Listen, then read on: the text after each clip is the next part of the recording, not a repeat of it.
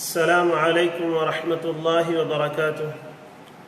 الحمد لله رب العالمين، والصلاة والسلام على سيد المرسلين وعلى آله وأصحابه وأزواجه وذرياته وأهل بيته وعترته وأولياء أمته أجمعين. أما بعد، فقد قال الله سبحانه وتعالى في شأن حبيبه تعظيما وتشريفا وتكريما: إن الله وملائكته يصلون على النبي يا أيها الذين آمنوا صلوا عليه وسلموا تسليما.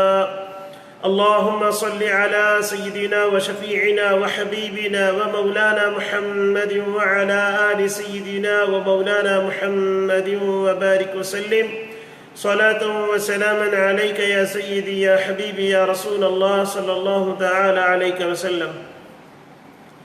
سامعین محترم و ناظرین مکرم، اللہ رب العزت کا بے انتہا فضل و احسان ہے کہ اس نے ہم گنہگاروں کو اپنے حبیب آقائے نامدار صلی اللہ علیہ وآلہ وصحبہ وسلم کی مبارک امت میں پیدا فرمایا، اور پیدا ہونے کا ہم تمام کو فخر عظیم عنایت فرمایا، اور ماہ رمضان جیسا عظیم مہینہ اللہ تعالی نے ہم تمام کو نصیب فرمایا.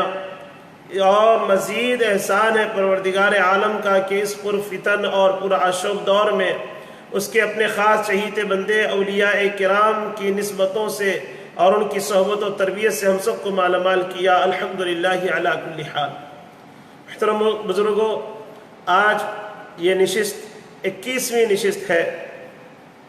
الحمدللہ ہم سلسلے وار گفتگو کرتے آ رہے ہیں کہ اللہ تعالیٰ نے ہم پر جو روزے فرض کیا ہے اس کے پیچھے مقصد تقوی اختیار کرنا ہے، متقی بننا ہے، تقوی کو حاصل کرنا ہے. لیکن تقوی کیسے حاصل ہوگی؟ تقوی حاصل کرنے کے لیے ہمیں اپنے اندر روزے کے پیچھے جو حکمتیں ہیں ان حکمتوں کو اختیار کرنا ہوگا اور اس سے آگاہ ہونا ہوگا، تبھی جا کر کے ہم تقوی حاصل کر سکتے ہیں. ہم نے روزے کے اندر جو پوشیدہ حکمتیں ہیں، چھپی ہوئی جو حکمتیں ہیں، اس کو ایک ایک کر کے ہم نے جو بیان کیا. سب سے پہلے تقوی اور صبر کا مقام حاصل کرنا، دوسرا شکر کا مقام حاصل کرنا، تیسرا ایثار اور قربانی کی تعلیم حاصل کرنا، چوتھا نفس کا تزکیہ، اور پانچواں رضائے الہی، رضائے خداوندی اور رضائے رسول خداوندی صلی اللہ علیہ وسلم ہے. تو الحمدللہ ہم نے پہلی، دوسری، تیسری حکمتوں پر کافی گفتگو کی. اس کے بعد چوتھی جو حکمت ہے روزے کے اندر جو پوشیدہ، وہ ہے نفس کا تزکیہ کرنا. اس کے متعلق الحمدللہ ہم کافی دنوں سے کئی نشستوں میں اس کے متعلق گفتگو کرتے آ رہے ہیں، اور الحمدللہ اس گفتگو کو ہم نے اختتام تک پہنچانے کی کوشش کی ہے. پچھلے درس تک آپ نے جو نشستوں میں سماعت کیا نفس کے تزکیے کے متعلق کہ اللہ تعالیٰ نے ہر ایک کے ساتھ جو نفس رکھا ہے وہ نفس امارہ ہے. سب سے پہلا نفس کا ہر انسان جو احساس کرتا ہے اور جس نفس کو محسوس کرتا ہے وہ نفس امارہ ہے. اور نفس امارہ ہمیشہ برائیوں کی طرف ترغیب دلاتی ہے. جھوٹ، غیبت، بد نظری، مشتبہ غذا، کیا کہتے ہیں، غصہ، حرص، بخل، شہوت اور دشمنی، اس طرح کے برائیاں نفس امارہ ہمارے اندر پیدا کرتی ہے. اس کے بعد نفس ملہمہ ہے، یہ ریا اور کیا کہتے ہیں نام، نمو، شہرت، ان تمام کو اختیار کرتی ہے. پھر نفس لوامہ ہے جو ملامت کرنے والی نفس ہے، وہ حسد، کبر، غرور، دنیا کی محبت اور مال و دولت کی محبت، یہ گناہ پیدا کرتی ہے. جب ہم ان تین نفوس کا تزکیہ کر لیتے ہیں تو اللہ تعالیٰ نے ہمیں چوتھے مقام پر فائز فرما دیتا ہے، اس کا نام نفس مطمئنہ ہے. اور یہ وہ نفس مطمئنہ ہے جس کے اندر کوئی کسی قسم کی بیماری نہیں ہے، بلکہ نفس مطمئنہ کا وہ مقام ہے کہ اللہ تبارک و تعالیٰ اسے اطمینان والا نفس فرمایا اور اپنی طرف پلٹ آنے کا حکم دیا، بلکہ اللہ تبارک و تعالیٰ اسے اپنی طرف بلاتا ہے اور بڑے ہی کیا کہتے ہیں والہانہ انداز میں اللہ تعالیٰ استقبال کرتا ہے اپنے بندے کا۔ فرماتا ارجعی، پلٹ آ، جہاں سے گیا تھا وہیں پر آ جا، کہ ہم نے تجھے جب پیدا کیا تو خالص نفس دے کر پیدا کیا تھا، خالص روح دے کر کے پیدا کیا تھا، خالص قلب دے کر کے ہم نے پیدا کیا تھا، خالص جسم دے کر کے پیدا کیا تھا، لیکن تم نے اس کے اندر بہت سارے میل کچیل کو شامل کر لیے، برائیوں کو شامل کر کے آلودہ کر چکے تھے، ان تمام کو جب تم نے پاک و صاف کر دیا تو پھر پلٹ آ جاؤ۔ ارجعی الی ربکی، اپنے رب کی جانب، لیکن کس حالت میں؟ راضیۃ مرضیہ۔ فرمایا پھر اب وہ نفس مطمئنہ نفس راضیہ میں بدل جاتا ہے، پھر نفس مرضیہ میں بدل جاتا ہے۔ اس طرح یہ 6 مراحل گزرنے کے بعد پھر نفس کاملہ جب ہو جاتا ہے، تو جب آدمی خالص بندہ اور عبدہ بن جائے، یعنی صرف بندہ ہی نہیں بلکہ اس کا بندہ بن جائے، تو تزکیہ نفس کے 7 مراحل طے کرتا ہوا نفس کو تمام تر آلودگیوں سے پاک کرتا ہے، اللہ تعالیٰ کے قرب کی منزلوں کو چھو لیتا ہے، تو اللہ تعالیٰ کی عنایات اور نوازشات بندے پر یوں برستی رہتی ہے کہ ساری کائنات اس کی تعلیم، اس کی کیا کہتے ہیں عزت تعظیم بجا لاتی ہے، ساری کائنات، اور وہ بندہ خود مسجود ملائک ہونے کا حقدار ثابت کر دیتا ہے۔ وہ جس سمت نظر اٹھاتا ہے تقدیریں بدل جاتی ہے، وہ دعائیں کرتا ہے تو اس کی دعائیں قبولیت کا صحرا پاتی ہے، کیونکہ وہ اللہ تعالیٰ کا اور اللہ تعالیٰ اس کا ہو جاتا ہے۔ من کان للہ کان اللہ لہ، کہ اللہ ان کا اور اللہ کے وہ ہو جاتے ہیں، یہ مقام انہی کو حاصل ہے جس کا نفس کاملہ ہو جاتا ہے۔ اب اس کے متعلق ہم نے جو اب تک جو گفتگو کی ہے، ان تمام گفتگو کا، ان تمام بحث کا خلاصہ یہ ہے کہ جب انسان تزکیہ نفس کے تمام مراحل طے کر کے لاشعور کی نیکی کو غالب اور شعور کی بدی کو مغلوب کر لیتا ہے، تو وہ بظاہر عام انسانوں کی طرح ہی نظر آتا ہے، لیکن اس کا دل، قلب، باطن، شخصیت اور زمین اور آسمان اس کے لیے بدل چکے ہوتے ہیں۔ اس کی حقیقت عام انسانوں سے مختلف اور نہایت اعلیٰ و عرفہ ہو جاتی۔ تزکیہ نفس جو ہے، نفس کا تزکیہ کرنا، جس کا دراصل نتیجہ یہ ہے کہ اس تعلیم کی تعمیل کا جو قرآن اور سنت میں ہر جگہ ہے اور جسے اصطلاحاً تصوف سے بھی تعبیر کیا جاتا ہے۔ میں آج تک کافی دنوں سے نشستوں میں تزکیہ نفس کے متعلق جو گفتگو کیا، بزرگوں میں نے سے تصوف کہہ کر کے گفتگو نہیں کیا، تزکیہ نفس کہہ کر کے گفتگو کیا، کیونکہ عوام الناس کو تصوف کہتے ہی ایک عجیب سا لگتا ہے، وہ کہتے ہیں کہ قرآن حدیث سے ہٹ کر ایک معاملہ ہو گیا ہے۔ نہیں بزرگوں، یہی تو قرآن ہے، یہی تو حدیث ہے، یہی تو تقوی ہے، یہی تو پرہیزگاری ہے، یہی تو اللہ کو پسند ہے۔ اللہ تعالیٰ جن کاموں سے راضی ہوتا ہے وہی تو یہ عمل ہے، تزکیہ نفس کا تزکیہ کرنا۔ جب بندہ نفس کا تزکیہ کر لیتا ہے تو پھر اس کا نفس کامل ہو جاتا ہے، وہ اپنی نفس کی پہچان حاصل کر لیتا ہے۔ اب جس بندے کو اپنے نفس کی پہچان ہو جاتی ہے، اسے اپنے رب کی بھی پہچان ہو جاتی ہے، یعنی معرفت خداوندی نصیب ہو جاتی ہے، خود شناسی سے حق شناسی۔ جی خود کو پہچانا تو خدا کو پہچان لیا، اسی کا نام تصوف ہے، یہی روحانیت ہے۔ تو اسی لیے تزکیہ نفس، جس کو اصطلاحاً تصوف سے تعبیر کیا جاتا ہے، اور گویا یہ جو نفس کا تزکیہ ہے، اس کی ساری محنت، ساری جد و جہد، ساری کوششیں تصوف ہی ہے، کیونکہ تصوف کی تعلیمات کی معرفت، اس کی سمجھ، اس کی فہم اور ان پر عمل کیے بغیر تزکیہ نفس کے مراحل طے نہیں ہوتے. مراحل جب طے کرنا ہے، نفس امارہ سے گزر کے نفس کیا کہتے ہیں ملہمہ کی طرف آگے بڑھنا ہے، اور نفس ملہمہ سے بھی پاک ہو کر کے نفس لوامہ کی طرف، اور نفس لوامہ سے بھی پاک ہو کر کے نفس مطمئنہ کی طرف، پھر نفس مرضیہ، نفس راضیہ، پھر نفس مرضیہ، پھر نفس کاملہ. یہ سارے نفوس کا طے کرنا اسی وقت ممکن ہے کہ تزکیہ نفس ہو اور تصوف کی تعلیمات اور اس کی فہم بھی حاصل ہو. تصوف کی تعلیمات اور اس کی فہم کیسے حاصل ہو سکتی ہے؟ کتابوں سے، اساتذہ سے، مدارس سے، رسالوں سے یا لیکچر سے؟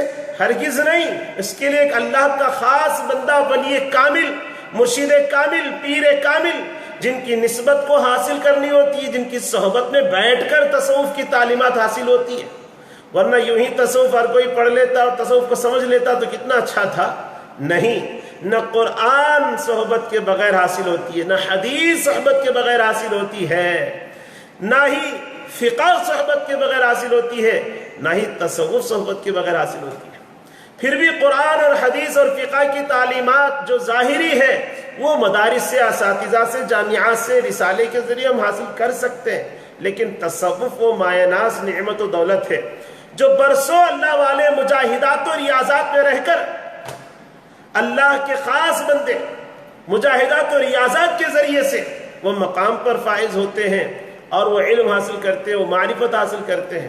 بزرگوں، وہ علم تصوف ہے، وہ علم نفس کی پہچان ہے، وہ علم اللہ کی معرفت ہے، معرفت الہی ہے. اب یہ سب باتیں سوشل میڈیا میں تھوڑی بتائی جا سکی، نہیں. پھر ان باتوں کو حاصل کرنے کے لیے خانقاہوں میں آنا ہوگا. اللہ کے جو خاص بندے چہیتے ہیں، اولیاء کرام، ان کی نسبتیں حاصل کرنی ہوگی. جب ان کی نسبتیں حاصل کریں گے تو روزہ رکھنے کے بعد ہمارے اندر تقوی پیدا ہوتا ہے. یہ تقوی صرف کھانے پینے کو چھوڑنے سے، عمل زوجیت کو چھوڑنے سے یوں ہی پیدا نہیں ہوتی. ساتھ ساتھ ہر چھوٹی بڑی گناہوں کو چھوڑنے کا ہمارے اندر ایک شوق پیدا ہونا، جذبہ پیدا ہونا، اور پھر صبر کے مقام پر فائز ہونا، شکر کے مقام پر فائز ہونا، ایثار اور قربانی کے مرحلے کو طے کرنا، پھر نفس کا تزکیہ کرنا، اور نفس کا تزکیہ کرتے کرتے کرتے کرتے کرتے جب نفس کاملہ کا ہم رکھنے والے ہو جاتے ہیں تو پھر انسان نہ اپنے مقصد کو برباد کرے گا اور نہ ہی انسان اپنی حیثیت کو چھوڑے گا، بلکہ وہ اپنی حقیقت کو پہچانے گا. اور جب تک تزکیہ نفس حاصل نہ ہو جائے انسان نہ اپنے مقصد کو پا سکتا ہے، نہ ہی خلیفۃ اللہ فی الارض کا عملاً اہل ہو سکتا ہے. تو بزرگوں، ہم نے 4 حکمتیں مکمل کر کے بیان کیا ہے: تقوی، مقام صبر، مقام شکر، اور ایثار قربانی کی تعلیم، اور تزکیہ نفس. اب 5واں مرحلہ جو ہے، 5ویں حکمت جو ہے، روزے کے اندر جو حکمتیں چھپی ہیں اس میں سے 5ویں حکمت ہے اللہ کی رضا حاصل کرنا، اللہ کے رسول صلی اللہ علیہ وسلم کی رضا حاصل کرنا. بزرگوں، اللہ کے رسول صلی اللہ علیہ وسلم کی رضا حاصل کرنا یہ معمولی بات نہیں ہے. آپ یہ سمجھ رہے ہوں گے کہ بڑے آسانی سے اللہ تعالیٰ کی رضا حاصل ہو جائے گی. اگر اللہ تعالیٰ کی رضا آسانی سے حاصل ہو جاتی ہے تو پھر کیا تھا؟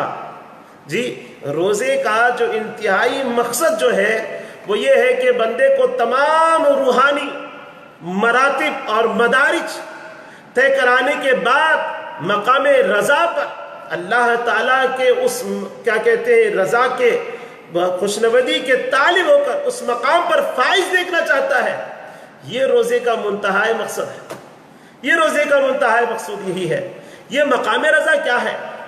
جو روزے کے ذریعے سے انسان کو نصیب ہوتا ہے، اس پر غور کرے تو اس کی اہمیت کا احساس ہمارے اندر اجاگر ہوتا ہے کہ رب کا اپنے بندے سے راضی ہو جانا اتنی بڑی بات ہے، اتنی بڑی بات ہے کہ اس کے مقابلے میں باقی سب حکمتیں، باقی سب رحمتیں، باقی سب معاملات ہیچ دکھائی دیتی، سب کچھ ہیچ دکھائی دیتی ہے.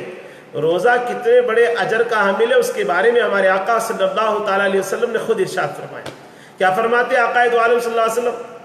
حضرت ابو ہریرہ رضی اللہ عنہ روایت کرتے اس حدیث پاک کو اگر ہم اچھی طرح سے اس کو سمجھیں تو واقعی روزے کی حقیقت کو ہم سمجھ سکتے ہیں کہ اس حدیث پاک کو امام ترمذی رحمۃ اللہ تعالی علیہ نے نقل کیا، حضرت ابو ہریرہ رضی اللہ عنہ نے روایت فرمائی۔ حدیث پاک ہے کہ رسول پاک صلی اللہ تعالی علیہ وآلہ وسلم نے ارشاد فرمایا، بے شک تمہارا رب ارشاد فرماتا ہے کہ ہر نیکی کا اجر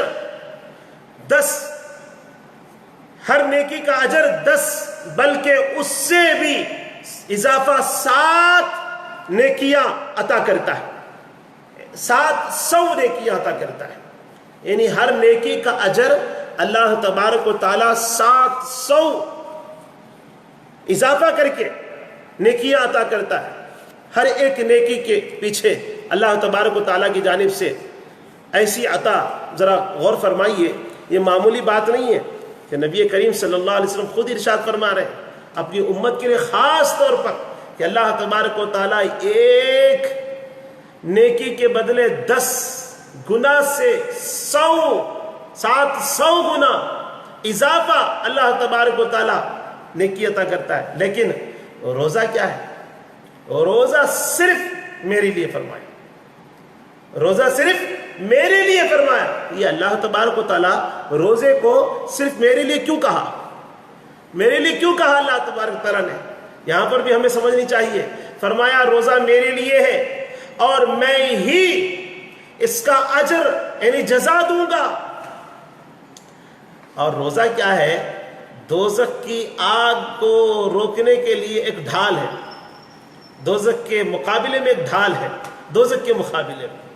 اور روزے دار کی منہ کی بو، جو بو آتی ہے نا روزے دار کی منہ کی بو، اللہ تعالیٰ کے بارگاہ میں، اللہ تعالیٰ کے حضور میں مشک وغیرہ، مشک و عنبر، کستوری، اس سے بھی زیادہ خوشبو سے اللہ تبارک و تعالیٰ، ان کیا کہتے ہیں، مشک و عنبر کی خوشبو سے زیادہ اللہ تعالیٰ کو روزے دار کی منہ کی بو پسند ہے۔ اللہ کے نزدیک روزے دار کی منہ کا بو جو ہوتی ہے وہ بو اتنا پسندیدہ ہے جو مشک و عنبر سے بھی زیادہ ہے۔ تو اللہ تبارک و تعالیٰ نے یہ مقام اور مرتبہ صرف روزے دار کو عطا کیا۔ تو اللہ تبارک و تعالیٰ جو فرمایا، اس سے بخوبی طور پر ہمیں واضح ہو گئی اس حدیث پاک سے کہ روزے دار کو اللہ تعالیٰ فرماتا ہے کہ اس کا بدلہ میں دوں گا، یعنی جہاں ہر نیکی اس کا اجر 10 سے 700 اضافہ بڑھا دیا جاتا ہے، تو روزہ اللہ تعالیٰ کے نزدیک ایک ایسا عمل ہے جو سارے عمل سے استثنائی حیثیت رکھتا ہے، سارے عمل سے ہٹ کر ایک الگ عمل ہے۔ اسے کسی ترازو پر، کسی پیمانے پر وزن کرنے سے، ناپنے سے ناپا نہیں جا سکتا، وزن نہیں کیا جا سکتا۔ اس لیے اس کے بارے میں اللہ تبارک و تعالیٰ نے خود ارشاد فرمایا کہ روزہ خالصتاً میرے لیے، اور اس کے بارے میں اللہ تبارک و تعالیٰ یہاں تک فرماتا ہے کہ اس کا اجر میں خود ہی دوں گا، میں خود ہی دوں گا۔ ایک دوسری جگہ اللہ تعالیٰ ارشاد فرماتا ہے کہ وہی حدیث پاک ہے، تھوڑا سا فرق ہے دوسری روایت میں، کہ اللہ تبارک و تعالیٰ ارشاد فرماتا ہے، میرے آقا صلی اللہ علیہ وسلم نے ارشاد فرمایا کہ روزہ خالصتاً میرے لیے ہے، اس کا اجر میں خود ہی دوں گا۔ دوسری جگہ فرماتا روزہ میرے لیے ہے، روزے کا اجر میں خود ہوں، روزے کا اجر میں خود ہوں۔ اب اس کا اجر کتنے گنا اضافہ ہوگا اس کا تو کوئی تعین ہی نہیں کر سکتا، کوئی تعین کر ہی نہیں سکتا۔ اس کا اندازہ کرنا عقل انسانی کے بس میں نہیں ہے، عقل انسانی کے بس میں ہے ہی نہیں۔ وقت ہو گیا ہے، مختصر بات پر میں اپنی بات کو ختم کر رہا ہوں کہ اس کا اندازہ انسان کی عقل کر نہیں سکتا۔ وہ ذات اپنے بندے کو جو چاہے عطا کر دے، اس کے دستے کرم کو روکنے والا کوئی نہیں۔ یہ سب کچھ اس کی رضا پہ منحصر ہے، اس کی رضا پہ منحصر ہے۔ روزہ وہ ایک ایسا منفرد عمل ہے جس کے اجر اور سزا کا کیا کہتے ہیں معاملہ اللہ اور بندے کے درمیان چھوڑ دیا گیا ہے، کیونکہ روزے کے بدلے میں اللہ تعالیٰ اس کو اجر دے گا، سزا کیسے دے گا؟ ہاں جو روزہ رکھ کر کے روزے کی خلاف ورزی کیا، اللہ کی منشا کے خلاف چلا، روزے کی توہین کیا تو ضرور سزا دے گا، لیکن روزے کے لیے جب اجر دیتا ہے تو فرماتا ہے کہ وہ معاملہ رب اور بندے کے درمیان ہے، اب اس کی رضا بے حد بے حساب تعین سے آگے ہے۔ تو بزرگوں، پانچویں حکمت اللہ کی رضا حاصل کرنا ہے۔ اس پر الحمدللہ ہم یہاں گفتگو ختم کرتے ہیں۔ انشاءاللہ کل شب قدر ہے، شب قدر کے موضوع پر انشاءاللہ مختصر سی گفتگو ہوگی، وہ بھی 15 منٹ کی گفتگو، بہت سے بہت 20 منٹ کی گفتگو ہوگی۔ اور الحمدللہ ہماری آج تک 21 جو نشستیں چلی آئی ہیں، ان تمام نشستوں میں ہم نے جو گفتگو کیا وہ یہی ہے کہ رمضان جو مسلمان کے لیے عنایت کیا گیا، اس میں اللہ نے روزے فرض کیے۔ روزے کے پیچھے جو حکمتیں بیان کی گئی ہے وہ تقوی حاصل کرنا، صبر حاصل کرنا، شکر حاصل کرنا، اپنے اندر ایثار کا کیا کہتے ہیں قربانی کا جذبہ ہمارے اندر پیدا ہونا، اور اپنے نفس کا تزکیہ کرنا، اور اللہ کے رسول صلی اللہ علیہ وسلم کی رضا حاصل کرنا۔ تو الحمدللہ ان تمام حکمتوں پر ہم نے بڑے ہی تفصیلات کے ساتھ سیر بحث کرتے ہوئے ان تمام نشستوں میں ہم نے گفتگو کی۔ وآخر دعوانا ان الحمدللہ رب العالمین، والسلام علیکم ورحمۃ اللہ وبرکاتہ۔